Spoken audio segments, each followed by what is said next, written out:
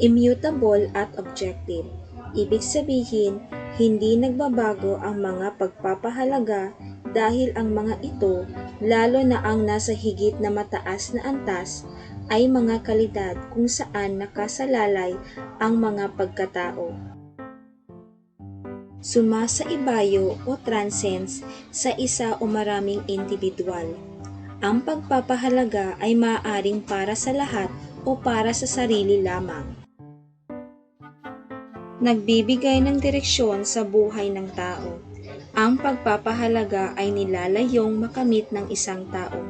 Sa pagsisikap na makamit ito, ang kilos ng tao ay nahuhubog at nagkakaroon ng direksyon tungo sa pag-abot ng kanyang pagpapahalaga.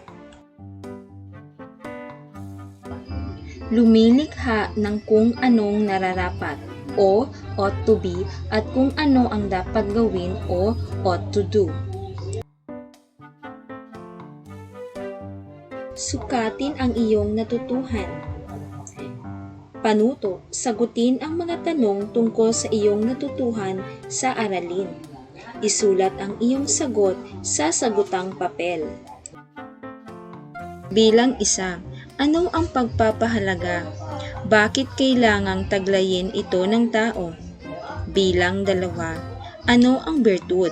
Paano ito nalilinang sa tao? Bilang 3, paano nagkakaugnay ang pagpapahalaga at bertud? Ipakita ito sa pamamagitan ng ilustrasyon.